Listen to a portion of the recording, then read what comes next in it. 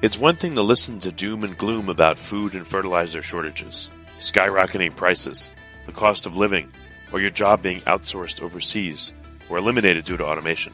It's quite another thing to hear practical, immediately actionable advice from experts who can help you reduce the fear, anxiety, and burden of these problems. Tune in now to the Surviving Hard Times podcast from the Finding Genius Foundation with Richard Jacobs.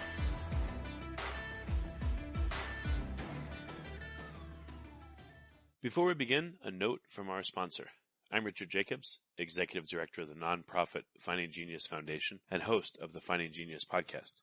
In late 2016, I was rear-ended at 65 miles an hour by a truck on the highway, which sent me off-road into a ditch.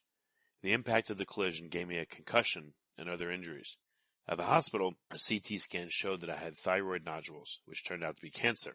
It was then, when I had a biopsy of my neck, that I realized even if I was a millionaire, I wouldn't want a second or a third biopsy due to the pain and the invasiveness of it. And appointments at that time for thyroid experts were 3 to 6 months out, and I was worried about dying now, even if that was irrational. So because of this, I've decided to raise money to conduct a literature review on steroids, on the causes of anxiety and depression, a condition that affects well over 50 million people in the United States and hundreds of millions worldwide. Our goal is to create a codex, a guide that reveals all possible treatments for anxiety and depression for people that live with the condition or for loved ones that have it, as my wife and my son do. To find out more about our fundraiser, visit findinggeniusfoundation.org and click on current initiatives. And now to our guest. Hello, this is Richard Jacobs with the Surviving Hard Times podcast, sponsored by the Finding Genius Foundation. I have Paul Shapiro. He's the CEO of Better Meat. We're going to talk about what Better Meat does and Paul's background and how, I don't know how to call it, but I guess lab-grown meat will compete with regular meat. So, Paul, thanks for coming. Richard, how you doing, my man?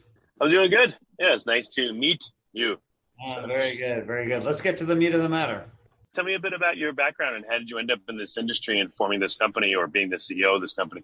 Sure. So if you think about, Richard, the fact that the planet is not getting any bigger, and then you contemplate the fact that humanity's footprint on the planet is getting bigger, you realize that we need to do something. Because one of the primary ways that we leave that footprint is through our food print, principally in the amounts of meat that we eat. It just takes a lot of land, a lot of water, a lot of greenhouse gas emissions and more to raise and slaughter billions and billions of animals for food. And the problem is we have 8 billion of us on the planet. Most of the people on the planet want to be eating more meat, not less. And we're going to add another couple billion people to the planet in the next 30 years. So again, if the planet isn't getting any bigger, how are we going to feed ourselves sustainably into the future without just destroying the rest of the planet, raising the rest of the forests and so on? And so what I have devoted much of my life to is figuring out how we can wean humanity off of this addiction that we have to raising and slaughtering animals for food. If we're going to solve the climate crisis, we have to wean ourselves off of fossil fuels and wean ourselves off of animal agriculture. And so with fossil fuels, there's lots of ways to get energy without fossil fuels: wind, solar, geothermal, nuclear, etc. Similarly, with animal agriculture, there's lots of ways to recreate the meat experience without animals. You can grow plants like soybeans or yellow peas or wheat and turn them into things that look like animal meat. Or you can do what we at the Better Meat Co. are doing, which is not to go to plants, but to use microbial fermentation, to take little microscopic fungi and subject them to a fermentation that creates a meat experience that is really indistinguishable from a type of meat experience that you currently have, except with a tiny little fraction of the footprint on the planet, on animals, and on public health. And so I'd love to talk more about that, but in a nutshell, Richard, that's what we're doing. We're creating the meat experience, but without animals. How long currently from start to finish does it take for you to, produce meat that can get to the customer and be sold versus traditional methods? Sure. So think about it like right now with the cow. If you were going to raise a cow and slaughter that cow for food, you're going to be feeding her for nearly 2 years, depending on what style of production. It could be anywhere from like 14 to 24 months or so. That's a lot of time, a lot of money, a lot of resources. You need a lot of land and water and so on. However, with our little microscopic fungi, we inoculate our fermenter and then we harvest our fermenter in less than one single day. We can go from inoculation to harvest in about 20 hours. And so this is a tiny fraction of the land and water that's needed to raise animals for food, while at the same time producing an experience for the end consumer that is really identical. Well, what are you producing? Are you producing currently? In the future, I'm sure it'll be maybe like a burger, but a burger-sized piece of meat. But what are you producing right now? Like within 20 hours or 24 hours, what can you produce versus again, what I would get in the store or getting a hamburger, et cetera? Yeah, sure, Richard. So if you think about the production time, it really is just going to depend on the volume is dependent on how big your fermenter is. And so at the Better Meat Co. in Sacramento, we have built what is really what we call the largest mycoprotein fermentation facility in America. And so we have fermenters that stretch 3 stories into the air, and we can produce thousands of pounds of product. So we're not, producing one burger at a time here. We're producing lots and lots of burgers at a time. But we are an ingredients company. We are not a company that is selling burgers or steaks on the market. Rather, what we're doing is creating ingredients that we sell to food companies like Hormel Foods and others for them to utilize in their products. And so we want to create the most convincing meat experience that you can without animals, and then offer that to the big food companies so that they can be in a position to reduce their own footprint on the planet by using fewer animals.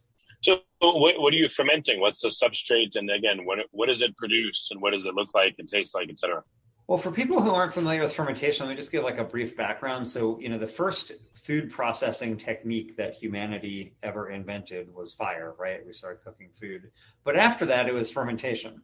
And fermentation is basically the process of taking one thing and using microbes to transform it into something else. So like when you feed a cow, you're feeding, let's say, the cow corn, and through a process of fermentation within inside of that animal's body, you end up making a steak. So you put in corn, you get out steak. Well, what we do is we put in very simple, low value agricultural byproducts that we are upcycling and putting that into a fermentation system where we have our own microbes that feast on it, and then they grow up into something that is called a mycoprotein. That's MYCO protein.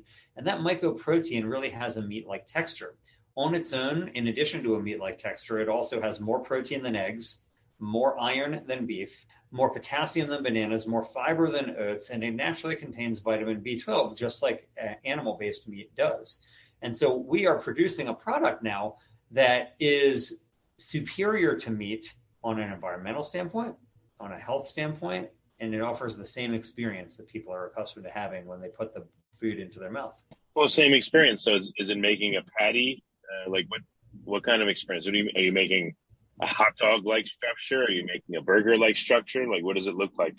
Actually, we did make hot dogs just yesterday. And so we can do everything from burgers and sausages and dogs to steaks and chicken breasts and foie gras and more.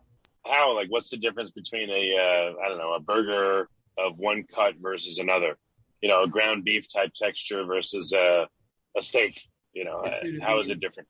It's going to be partially in how we flavor it, partially in how we cut it, and partially in how we hydrate it.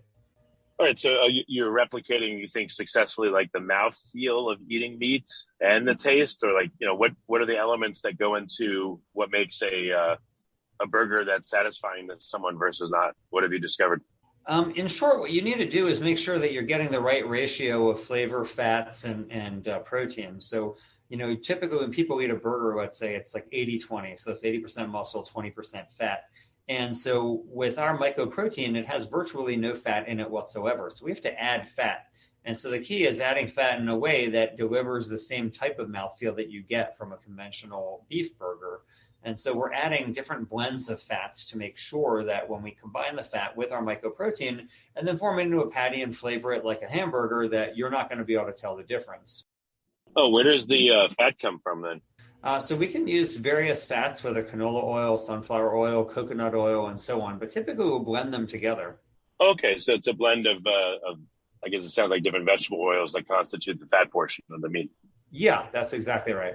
Okay, so what are some of the easy things to make, and what have so far been some of the difficult things to make and emulate? Well, the lower bar in the plant-based meat world is to mimic ground meat. So hamburgers, sausages, meatballs, chicken nuggets, and so on. Not that it's easy to do, but it is a lower bar than doing what's called whole muscle cuts, like a steak or a chicken breast, and so on. And so that really is what's considered like the holy grail in the alt meat movement. And that's just a harder thing to do because a steak is it has connective tissues. It's got other things in there that really give it a unique mouthfeel.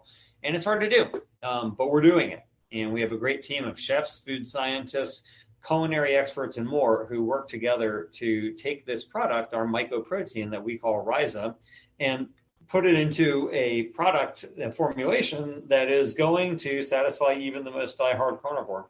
So what are some of the, the differences so far when people have tested your meat versus traditional meat? What do they say? Can they not tell the difference, or is it very different? Is it satisfying? There are some applications where you really can't tell the difference. So for example, we've done focus groups where we do back-to-back turkey bacon and our mycelium or our mycoprotein bacon, and people can't really tell the difference. It's pretty hard to tell. When you do other applications, like let's say crab cakes, it's also pretty hard to tell. But there are other things that are harder to mimic. And so, for example, while our steak is good, it's not identical to, let's say, a filet mignon. And so we got to keep working to make that happen. What about price point? What's the difference between something that you guys make and buying it from a regular purveyor? In short, if you think about right now, animal-based meat, which is going up in price, it's still, even though it's going up in price, it's typically sold under the cost of plant-based meat. Animal-based meat typically is more affordable than plant-based. One of the key innovations that we at the Better Meat Co. have been pioneering is that we can produce our mycelium for roughly the same cost as beef. And so rather than having a product that is going to be selling at multiples over the cost of meat, instead we can sell at the cost of beef here and still have a margin on the product. So this is just one of the advantages by going to microbial fermentation rather than using plant protein isolates in order to achieve this meat-like experience. Are you able to, in terms of the scale that you would need to do to make this, again, completely affordable and a replacement for sources of meat, like how much bigger would you have to get? What would it take? A lot bigger, Richard, a lot bigger. So, right now we can produce like thousands of pounds of the product, but we really need to be able to produce tens of millions of pounds at a minimum. And that's going to take time.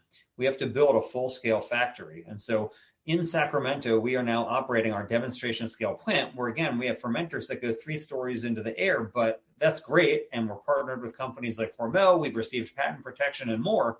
But we need to build a full-scale plant that's about 30 times bigger. And that's going to cost us tens of millions of dollars to do. And so in order to obtain that capital, we are going to open up a financing round to invite investors who want to come in on this, to invest in the company and own a piece of the future of meat.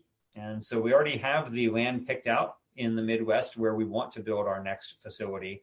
But we need to scale up, and we need to scale up fast. We need to produce a river of our mycoprotein to flow through the food industry to create a more sustainable, more humane, healthier way to sustainably feed humanity into the future.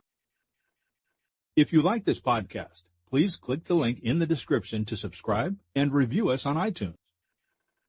Would it be helpful to mix in some regular animal products with your burgers to get them out the door faster or to bulk them up? And then maybe in the future, just go all fermentation, or is that against your ethics, or what are your thoughts there? So we actually currently do something similar to what you're mentioning, Richard. So we sell our ingredients to Purdue Farms, the major chicken company, and they blend it into their chicken nuggets. So they sell a 50-50, half plant-based, half chicken nugget. It's called Purdue Chicken Plus. It's on the market. You can go buy it now. It's in Walmart and everywhere else. But Purdue Chicken Plus was rated by the Food Network as the best tasting frozen chicken nugget in America. So, you're talking about a product that's only half chicken, and yet it's the best tasting frozen chicken nugget in America, according to Food Network. And it shows that the idea that you just proposed, Richard, of hybridization really can work. Yeah, no, that's really cool. What are your thoughts about that model, though? Is it just obviously a stopgap on the road towards 100% mycoprotein, or do you think it'll be a good thing going forward for quite a long time to do this? Well, I think that we're going to have animal-based meat for a long time, just in the way I think we're going to have, gas-powered cars for a long time. And so I'm supportive of having hybrid cars that use a combination of both gas and electricity. And I'm similarly supportive of meat being hybridized as well, so that we can have lower footprint meat on the market too. But yeah, eventually I do think that, decades into the future, we'll be all electric in our vehicles. And just like I think decades into the future, we will not have this system where we're slaughtering billions upon billions of animals for food anymore. But it's going to take time. It's going to take time. It took a long time, just as an example, to move, let's say, from whale oil to kerosene and then eventually to electricity. But we were slaughtering whales for centuries prior to the invention of kerosene, which really decimated the whaling industry. Just in the same way that we used horse-drawn carriages for centuries, in fact, millennia prior to the invention of the car. And I do see the alternative meat movement as offering innovations that are similar to these other innovations, whether cars or kerosene, et cetera, that we will be displacing categories of our types of animal exploitation with new animal-free innovations that are going to be better for the planet and better for us. All right. So you seem to have the attitude of, hey, if we're doing half-half, that's fine. Whatever works, you're still having a big impact. Oh, yeah, for sure. Look, I don't want to let the perfect be the enemy of the good. If we could reduce the amount of animals we're raising for food by 50%, the environmental benefits would be dramatic. Right now, raising animals for food is the number one cause of deforestation on the planet. The number one reason the Amazon rainforest is being cut and burned down is because of humanity's desire for meat. And so if we're concerned about climate change, if we're concerned about wildlife extinction, if we're concerned about keeping some semblance of the natural world still intact, we need to cut down on the number of animals who are using for food. And so, yes, if we could effectuate a 50% reduction in that number, what a great service to the world that would be. Yeah, no, that's excellent. Some of the competitors out there that, again, using plant isolates and all that to make their products, what do you see as some of the issues that they're having that you can learn from so that you don't fall into the same trap? Well, I mean, a few things. One, some of these companies like Beyond Meat and Impossible Foods have been very successful. So I wouldn't necessarily call it a trap because these companies have done pretty well. At the same time, there is a limitation. Like Beyond Meat is relying on pea protein, and peas, of course, are cheaper than beef, but a pea protein burger is more expensive for a variety of reasons, one of which is that you're not using the whole pea. You're using a tiny little fraction of the pea that contains the protein, so you need a lot more peas to make that burger. It's still way more efficient than raising cows for food, but what we at the Better Meat Co. are doing by using our mycoprotein is using a whole food. So we're not using the equivalent just of like the entire pea. We're using the entire pea plant. And so they're really the equivalent thereof. And so that's one of the ways that we get the cost down is by doing what's called whole biomass fermentation, which is a method of creating a meat-like experience by actually growing a whole food in a fermenter. Yeah, no, that's excellent. In terms of cost, I guess the 50/50 product obviously already is perfectly viable. That's why you're able to sell it and it's being used. Is it a big leap in terms of cost to go to 100% mycoprotein? Well, it would be a scale-up issue, right? So you would have to create millions of liters of fermentation capacity that don't currently exist. At the same time, we're not going to have to rely only on mycoprotein in the same way we're not going to rely only on, let's say, wind energy, right? You also have solar and geothermal and nuclear and all these other low-carbon methods of producing energy. And so mycoprotein is one way to do this. It's one ore in the water. You're also going to have plant proteins, and you're going to have what's called cultivated meat, which is real meat grown from animal cells rather than from animal slaughter.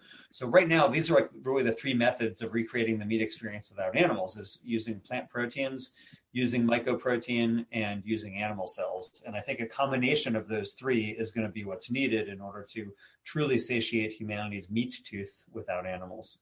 Meat tooth. Yeah, instead of a sweet tooth, that makes sense. Yeah. Thank you. I'm glad you got the joke, Richard.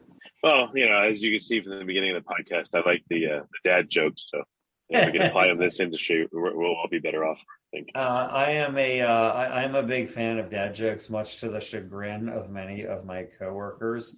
And so I'll see how many more I can work in here. But because I'm into chemistry, I always think, even if nobody's laughing at my jokes, I just keep on telling them until I get a reaction. You know how you'll know you've truly won is if one of the employees goes, "Dad, Mr. Simon," they get confused like that. Then you really know you've won. That's really funny. It would be a great day for me. Yeah. Well, excellent. I don't know. What do you see as happening over the next year or two in your industry?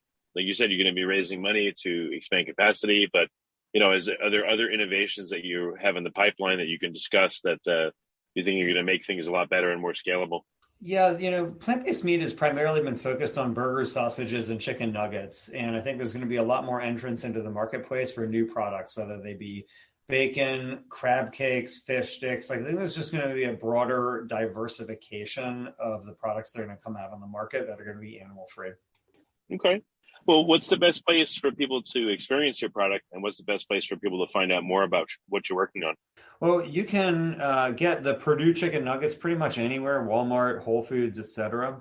But to find out more about what we're working on at the Better Meat Co., please check out bettermeat.co. Again, that's bettermeat.co. And get in touch with us. If you're interested in owning a piece of this company as we create the future of meat, we'd love to talk with you. If you want to work for us, we are hiring. And if you're interested in a book that I wrote on the topic, it's called Clean Meat, How Growing Meat Without Animals Will Revolutionize Dinner and the World. You can get it anywhere the books are sold, including Amazon, but also the book's official website is just cleanmeat.com. Again, that's cleanmeat.com. Oh, and I wanted to give tips to the listeners. So if someone is really feeling the impact of the higher prices of everything, but especially meat, is there a quick alternative that they can go to? Is there anything they can do to help themselves? So it's funny that you asked that, Richard, because my wife actually runs a great resource called Plant-Based on a Budget. So go to plantbasedonabudget.com and you can check it out. She also has a great cookbook called Plant-Based on a Budget, which shows you how to eat plant-based and save a lot of money in the process. So it's a great way to not only do right by your health and by the planet, but also by your wallet. Yeah, no, that's excellent. And then the last thing I want to ask you is, I should have asked you early on in the podcast, but are there any preconceptions or urban myths or, again, these kind of attitudes that you have to combat? You have to say the same thing over and over and over, and you're like, oh, geez, everyone's thinking this way, and I have to explain myself 100 times. Anything like that comes up in your daily existence? I do think with mycoprotein that people are not as familiar with fungi-based proteins as they are with animal protein or even plant-based protein.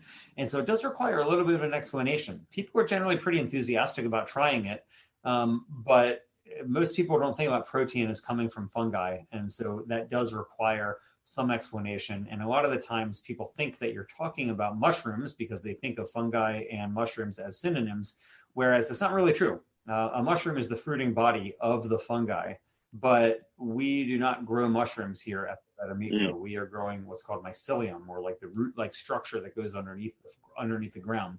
And so that's what we grow, and that does require a little bit of information and education from time to time. Okay. Well, very good. Paul, again, it's been really great to talk to you, and thank you for what you're doing and for this call. I appreciate it.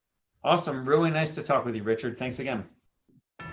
Before you stop listening, ask yourself, what are one or two useful things you heard on this podcast that can help you overcome food and fertilizer shortages, skyrocketing prices, the cost of living, or your job being outsourced overseas or eliminated due to automation? Please like and subscribe and tell your friends and family about the Surviving Hard Times podcast. We're all going to need help now and in the near future.